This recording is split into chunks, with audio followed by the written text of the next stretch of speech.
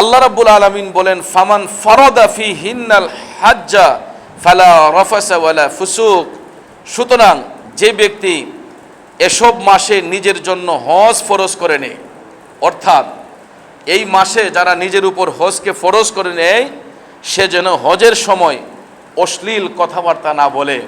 যাদেরকে আল্লাহ রাব্বুল আলামিন এবিলিটি দিয়েছেন, যাওয়ার পথ খরচের সামর্থ্য আল্লাহ পাক দিয়েছেন, মক্কা শরীফ মদিনা শরীফ যাবে, হজ যাদের উপর ফরজ হয়েছে, এরা যেন প্রিপারেশন নেয়।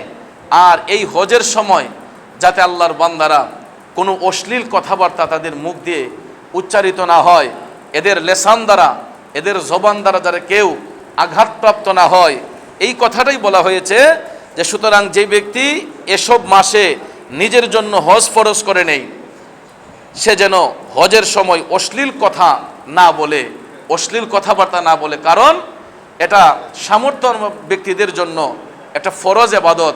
কারণ ইসলামের 5টি স্তম্ভের মধ্যে এই হজ হলো একটি রুকন। 5টি স্তম্ভের একটি স্তম্ভ হলো হজ, যেটা ধনবান ব্যক্তিদের জন্য, সামর্থ্যবান ব্যক্তিদের জন্য আল্লাহ সুবহানাহু ওয়া তাআলা ফরজ করেছেন। এই জন্য যাদের এবিলিটি আছে, সামর্থ্য আছে, ওই সামর্থ্য থাকা সত্ত্বেও যার উপর হজ ফরজ হয়েছে, আল্লাহ রাব্বুল আলামিন কোরআনের ভাষায় বলেছেন তারা যেন হজের মাসে অশ্লীল কথাবার্তা যাতে না বলে, তারা যাতে দুনিয়াবি কোনো অশ্লীল আচরণ তাদের জবান দিয়ে যাতে না আসে। এই জন্য ভাইয়ার আমার অনেক সময় দেখতে পাই আমরা যারা এবিলিটি আছে, সামর্থ্য আছে, আমরা অনেক সময় তকাব্বুরি, অহংকারী, যেমন অনেকে টাকার গরম দেখাইয়া মানুষদেরকে আর চোখে দেখে, নিন্দার চোখে দেখে একটু নিজেকে ফখরিয়তের ভাব নিয়ে চলাফেরা করে। আল্লাহ রাব্বুল আলামিন বলেছেন তোমরা এসব পরিহার করো এবং অশ্লীল কথাবার্তা হজের সময়ে তোমাদের জবান দিয়ে তোমরা না আনো। এটাই আল্লাহ রাব্বুল আলামিন আমাদেরকে শিক্ষা দিয়েছেন, যাতে আমরা এই মাসে নিজেকে সংযত রাখি। কারণ ভাইয়ার আমার, যাদের সামর্থ্য রয়েছে এবং যাদেরকে আল্লাহ পাক কবুল করেছেন, এরা এই লাব্বাইক আল্লাহুম্মা ধ্বনি দিয়ে তারা বাংলার জমিন ছেড়ে মক্কা শরীফ মদিনা শরীফে যাচ্ছেন। বিশ্বের বিভিন্ন প্রান্ত থেকে যাদের পথ খরচের সামর্থ্য রয়েছে, যাদেরকে আল্লাহ পাক এবছর কবুল করেছেন, তারা যাচ্ছে। আর যাদের এবিলিটি নাই, যারা অসহায় দরিদ্র মানুষ, এরা আফসুস করতেছে। এরা আফসুস করে, আহ আল্লাহ, যদি আমার নসিবে থাকতো আমিও তো তোমার বাড়ি জিয়ারত করতাম। আহ আল্লাহ, আমার যদি নসিব থাকতো, আমার যদি সামর্থ্য থাকতো, আমিও মক্কা শরীফ মদিনা শরীফে যাইতাম। এরকম আশা আগ্রহ অনেকের মধ্যেই বিরাজ করতেছে। হাজী সাহেবরা যখন মক্কার পানে রওনা হন, মদিনা শরীফের পানে রওনা হন, তখন আমাদের দেশের কিছু অসহায় মানুষ তারা হাজী সাহেবদেরকে দেখে, এরা দেখবেন তাদের শরীরগুলা একটু মুইছা দেয়, একটু মুসাফা করে, যে আমার তো সামর্থ্য নাই, ভাই বলুক, টাকা বলুক, দেখবেন একটু সিনাটা মিলাইয়া দেয়, কয় আপনাদের জন্য একটু দোয়া করবেন, মক্কা শরীফ গিয়া নবীজির রওজা শরীফে যাইয়া আমাদের পক্ষ থেকে সালাম দিবেন এবং হাজী সাহেবের সঙ্গে একটু মুসাফা করে, মুআনাকা করে। কেন করে? যে আল্লাহ, ওই ব্যক্তির উসিলায় তুমি আমাকেও একবার কবুল করে নিও। ঠিক না বে ঠিক? এই জন্য দেখবেন মক্কা শরীফ মদিনা শরীফ জিয়ারত করে আসলেও, যে কোনো মানুষ আসলেও দেখবেন একটা মানুষ ইচ্ছে করে গিয়া তার সঙ্গে সিনা মিলায়, তার সঙ্গে হাত মিলায়, যে ভাই আপনার এই হাতটা কাবা শরীফের গিলাফ ছুঁয়ে আসছেন, আপনার এই হাত দিয়ে আমার নবীর রওজা শরীফটা ছুঁয়ে আসছেন। এই জন্য দেখবেন সবাই মুসাফা করে, হাত মিলায়, বুক মিলায়। কেন? যে হাজী সাহেবের সঙ্গে সিনাটা মিলালে হয়তো আল্লাহ রাব্বুল আলামিন সেই গন্ধটা আমাদের মধ্যে দিতে পারে, আর কোনো একদিন হয়তো আল্লাহ পাক চাইলে আমাদেরকে কবুল করতে পারে। এই জন্য ভাইয়ার আমার, বন্ধুরা আমার, আল্লাহ পাক বলেছেন মালিকাল মুলকি তুতিল মুলকা মান তাশাউ ওয়া তানজিউল মুলকা মিম্মান তাশা। আল্লাহ কয়, ও গো হাবিব, আপনি বলে দেন সমস্ত রাজ্যের মালিক আমি আল্লাহ। আমি যাকে চাই রাজ্য দিতে পারি, আমি যার কাছ থেকে ইচ্ছা রাজ্য ছিনিয়ে নিতে পারি। আজকে হয়তো আল্লাহ পাক আমাকে সামর্থ্য দিয়েছেন, কালকে হয়তো আমার সামর্থ্য নাও থাকতে পারে। কারণ আল্লাহ ফকিরকে বাদশা বানায়, বাদশাকে ফকির বানায়। এমনও পৃথিবীর ইতিহাসে এমনও ভদ্রলোক আছে, এমনও ধনবান ব্যক্তি আছে যাদের প্রচুর সম্পদ ছিল, অঢালা সম্পদের মালিক ছিল, কিন্তু আল্লাহ চায়নি, দেখা যায় সে রাস্তার ভিখারি হয়ে এখন ফেরারি বেশে ঘুরতেছে। এমন বহু ব্যক্তি আছে যেটা আমাদের দৃষ্টিগোচর।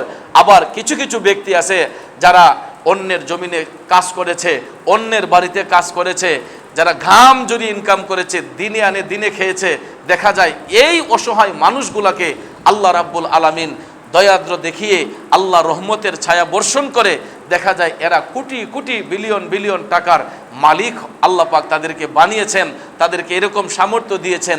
এই জন্য ভাইয়ের আমার, আল্লাহ রাব্বুল আলামিন বলেছেন যে যে ব্যক্তি এই মাসে নিজের জন্য হজ ফরজ করে দেয়, অর্থাৎ জিলকদ জিলহজ মাস, এই মাস আসার আগে যার কাছে পথ খরচের টাকা থাকে যে আমি মক্কা শরীফ মদিনা শরীফ যাইতে পারবো, তার বাৎসরিক হিসাব নিকাশ করে যেই টাকাটা তার কাছে মক্কা শরীফ মদিনা শরীফের উদ্দেশ্যে যাওয়ার মতো খরচ থাকে, তারাই যেন নিয়ত করে ফেলে যে আমি হজে যাব, আমি মক্কা শরীফ মদিনা শরীফ জিয়ারত করব। কারণ হয়তো এই মুহূর্তে তার সামর্থ্য আছে, আগামী বছর সামর্থ্যটা নাও থাকতে পারে, ঠিক কিনা বলেন? এই জন্য আল্লাহ পাক বলেছেন যাদের এবিলিটি থাকে তারা যেন অতি তাড়াতাড়ি নিয়ত করে ফেলে যে আমি মক্কা শরীফ মদিনা শরীফ যাব। কিন্তু ভাইয়ার আমার, আমাদের দেশে একটা জিনিস তারা মনে করে যে যাদের ছেলে মেয়ে আছে, যে আমার ছেলে মেয়ে উপযুক্ত হয়ে লোক, বড় হয়ে নোক, মেয়েকে বিবাহ দিয়ে নেই, ছেলেকে বিবাহ করে নেই, তারপরে আমি হজে যাব। ভাইয়ার আমার, বন্ধুরা আমার, এটা আল্লাহ রাব্বুল আলামিনের হুকুম। আল্লাহর যদি হুকুম হয় তাহলে দেখবেন যেই কোনো মুহূর্তে আল্লাহর দেওয়া সেই আমানত আপনার মাধ্যমে হয়তো এটা পরিচালিত হয়েছে। সন্তান এটা আল্লাহ পাকের পক্ষ থেকে গড গিফট, ঠিক কিনা বলেন? অনেকে 5 বছর 10 বছর 15 বছর 20 বছর দাম্পত্য জীবন কাটায়, সংসার জীবন কাটায়, কিন্তু দেখা যায় তাদের ঔরসে কোনো সন্তান আদি আসে না। এটা একমাত্র গড গিফট। আল্লাহ যদি চায় যে কোনো উসিলায় মায়ের গর্ভে আল্লাহ বাবার মিলনের মাধ্যমে সন্তান দিতে পারে। আবার আল্লাহ যদি চায় না, বছর কি বছর স্বামী স্ত্রী মিলন করলেও আল্লাহ যদি না চায় একটা সন্তান আনা কারো পক্ষে সম্ভব নয়। কথা বলেন ঠিক না বেঠিক? কারো পক্ষে সম্ভব নয়। ভাইয়ের আমার, বন্ধুরা আমার, এই জন্য এই সন্তান আদিও এটা আল্লাহর দেওয়া একটা নিয়ামত, আল্লাহর দেওয়া একটা নিয়ামত। এগুলা আমরা পরিচর্যা করি, সন্তানদেরকে লালন পালন করি, তাদের ভরণ পোষণ করি, তাদেরকে উপযুক্ত করার আগ পর্যন্ত তাদের পিছনে আমরা শ্রম দিয়ে যাচ্ছি। কিন্তু আপনি সন্তানকে বিবাহ করাইয়া, মেয়েকে বিবাহ দিয়ে আপনি এই আল্লাহর বাড়িতে যাবেন, মক্কা শরীফ মদিনা শরীফে আপনি যাবেন এরকম আশা করছেন, কিন্তু তখন হয়তো আপনার এবিলিটি নাও থাকতে পারে। এই জন্য এটা আসলে কোনো ফ্যাক্টর নয়। যখনই আপনার পথ খরচের টাকা থাকবে, সংসার খরচ মেনটেন করে পথ খরচের টাকা থাকলেই আল্লাহ বলেছেন তোমরা নিয়ত করে ফেলো মক্কা শরীফ মদিনা শরীফ যাওয়ার জন্য। আর এখন তো অনেক রেস্ট্রিকশন আছে, যেমন হজে ইচ্ছে করলেই যাওয়া যায় না, আগে নিবন্ধন করতে হয়, সিরিয়াল দিয়ে রাখতে হয়। আপনি সিরিয়াল দিয়ে রাখলেও তো দেখা যায় যদি আপনার নসিবে থাকে তাহলে যাবেন, আর না হলে সিরিয়াল মেনটেন করতে গেলে বছর কি বছর, 1 বছর 2 বছর 3 বছর 4 বছরও চলে যায় যদি কেউ সিরিয়াল মেনটেন করে যায়। কিন্তু অনেক কোটা খালি থাকার কারণে অনেক সময় দেখা যায় শর্ট টাইমে নিবন্ধন করলেও অনেকে যাওয়া সুযোগ হয়ে যায়। কিন্তু ভাইয়ের আমার, বন্ধুরা আমার, আমি আপনাদেরকে বিনয়ের সহিত বলবো, যাদের এবিলিটি রয়েছে, যাদের সামর্থ্য আছে, আপনারা নিবন্ধন করে রাখবেন, যাতে পথ খরচের টাকা থাকলেই মক্কা শরীফ মদিনা শরীফের জিয়ারত, কারণ এটা নসিব লাগে। আমরা দেখেছি এই পৃথিবীতে অনেক কোটি কোটি টাকার মালিক ছিল, কিন্তু তাদের নসিবে হজ জুটে নাই। আবার এমনও মানুষ আছে দেখা যায় বছরে 1 বার 2 বার এই মক্কা শরীফ মদিনা শরীফ যাইতে আছে। এটাও আল্লাহর পক্ষ থেকে একটা দান। আল্লাহ যদি দয়া না করে তাহলে কারো পক্ষে সম্ভব নয়। এই জন্য আল্লাহ রাব্বুল আলামিন বলেছেন ওয়ালা জিদালা ফিল হাইয়ি, গুনাহের কাজে লিপ্ত না হয় এবং ঝগড়া না করে।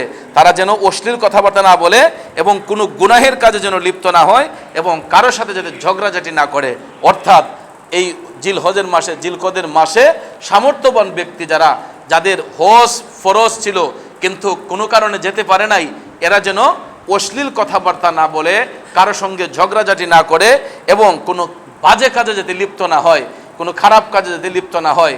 কিন্তু ভাগ্যের নির্মম পরিহাস, মক্কা শরীফ মদিনা শরীফ জিয়ারত করে এসেও তো অনেকে আমরা খারাপ কাজে লিপ্ত হয়ে যাই, বাজে কাজে লিপ্ত হয়ে যাই, ঝগড়াঝাটিতে লিপ্ত হয়ে যাই। ভাইয়ের আমার, বন্ধুরা আমার, এই সমস্ত গুনাহার কাজ থেকে বিরত থাকতে হবে, নিজের ঈমান আমলকে শুদ্ধ রাখতে হবে। এই জন্য হাদিস শরীফের মধ্যে আল্লাহর হাবিব সাল্লাল্লাহু আলাইহি ওয়াসাল্লাম বলেছেন, যাদের উপর হজ ফরজ হয়েছে সে যদি হজ না করে, রসুল বলেছেন হাসরের ময়দানে ওই ব্যক্তি আমি রসুলের সুপারিশ থেকে বঞ্চিত হবে। আল্লাহু আকবার বলেন। সুপারিশ থেকে বঞ্চিত হবে।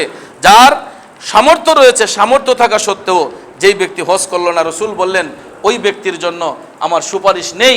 যেই ব্যক্তি পথ খরচের টাকা থাকা সত্ত্বেও হজ করল না, তার জন্য আমার সুপারিশ কখনো বর্ধিত হবে না। এই জন্য ভাইয়ের আমার, বন্ধুরা আমার, আল্লাহ রাসূলের আদেশকে মেনে বুঝে আমাদেরকে চলতে হবে। বন্ধুরা আমার, বাবাজিরা আমার, যেমন আমাদের মুসলিম মিল্লাতের আদি পিতা হযরত বাবা ইব্রাহিম আলাইহিস সালাম, উনি ডাকে সাড়া দাও। আল্লাহ রাব্বুল আলামিন বলেছেন যে তোমাদের পিতা ইব্রাহিম আলাইহিস সালামের ডাকে সাড়া দাও, তুমি তোমার প্রাণের অধম্য বাসনার উষ্ট্রকে চালিত করো। রুকনে ইয়ামিন, জমজম কূপ এবং হাতিমে কাবার দিকে তোমার মৃত্যু আমার আগেও হতে, নচেত তোমার যেন বাইতুল্লাহ ধ্বংস করে দিলে আমার মৃত্যু যেন হয়। এরকমভাবে ভাইয়ের আমার, বন্ধুরা আমার, হাদিস শরীফের মধ্যে আসছে যে তোমরা অন্যকে কষ্ট দিও না। কারণ মরণ এমন একটা জিনিস, কার আগে কখন কার মরণ হয়ে যায় এর নির্দিষ্ট গ্যারান্টি কেউ দিতে পারবে না। এই জন্য বন্ধুরা আমার, বাবাজিরা আমার, প্রত্যেকটা স্টেপে স্টেপে, যেমন আমরা রুকনে ইয়ামিন এখানে চক্কর দিয়ে আসতেছি, এখানে এসেও তো আমার মরণ হতে পারে, হাতিমে কাবা সেখানে আমার মরণ হতে পারে। এই জন্য মাকামে ইব্রাহিম তাওয়াফ করতেছি, এখানেও মরণ হতে পারে। এরকম বহু পৃথিবীর ইতিহাসে আছে, বাইতুল্লাহর তাওয়াফে গিয়েছে, খানে হেরেমের ভিতরে ঢুকেছে, তাওয়াফ করা অবস্থায় অনেকের দেহ থেকে প্রাণ চলে যায়। অনেকে দেখা যায় নামাজে দাঁড়িয়েছে, তার দেহ থেকে প্রাণ চলে যায়। আমি যখন 2018 সালে যখন আমি গিয়েছিলাম পবিত্র উমরা পালনের জন্য, আমার নিজের চোখে দেখা এশারের নামাজে দাঁড়িয়েছি। এশারের নামাজে দাঁড়িয়েছি, আমার এই একজন পাশে আরেকজন ভদ্রলোক। এশারের নামাজে দাঁড়িয়েছি, সম্ভবত আমরা 2 রাকাত কিংবা 3 রাকাত নামাজ শেষ, হঠাৎ করে দেখি কলা গাছ যেরকম ঠাস করে পড়ে যায়, বৃক্ষ কাটলে যেরকম ঠাস করে পড়ে যায়, হঠাৎ করে দেখি তরতাজা একটা মানুষ ঠাস করে সামনে পড়ে গেল। দেখা যায় নামাজ শেষ করতে না করতেই তাকাইয়া দেখলাম এই ভদ্রলোক ডেড বডি হয়ে গেছে। বাইতুল্লাহ শরীফে, হেরেমে শরীফের ভিতরে খানায়ে কাবায় নামাজরত অবস্থায় দেখা যায় আল্লাহর বান্দার দেহ থেকে প্রাণ পাখি বের হয়ে গেছে, মৃত্যুর ফেরেশতা চলে আসছে। এই জন্য ভাইয়ার আমার, লাইফের কোনো নিশ্চয়তা নাই। আমরা যে এখানে এসেছি মসজিদ থেকে বের হব এর সামর্থ্য আমাদের নাই।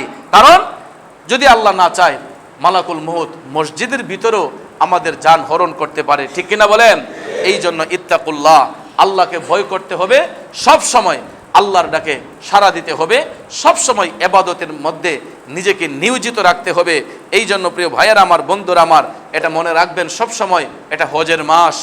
ধনবান ব্যক্তিরা বাইতুল্লাহ শরীফে তাওয়াফ করে আওয়াজ দিবে, আর গরিব ব্যক্তিদের জন্য হাদিস শরীফে রাসূল বলেছেন, অসহায় মানুষ যারা, এরা যদি এই মাসে, হজের মাসে, এরা যদি আল্লাহর ঘরে মসজিদে এসেও যদি লাব্বাইক আল্লাহুম্মা লাব্বাইক, লাব্বাইক লা শারীকা লাকা লাব্বাইক, ইন্নাল হামদা ওয়ান নি'মাতা লাকা ওয়াল মুলক, এই আওয়াজগুলো যদি আল্লাহর ঘর মসজিদে বৈশাও তারা দেয়, তাহলে বাইতুল্লাহ তাওয়াফকারীরা যারা এই আওয়াজ দিয়ে বাইতুল্লাহ শরীফের দিকে যাবে, তাদের আওয়াজের সঙ্গে ওই আওয়াজগুলোকে আল্লাহ কবুল করে নেবে।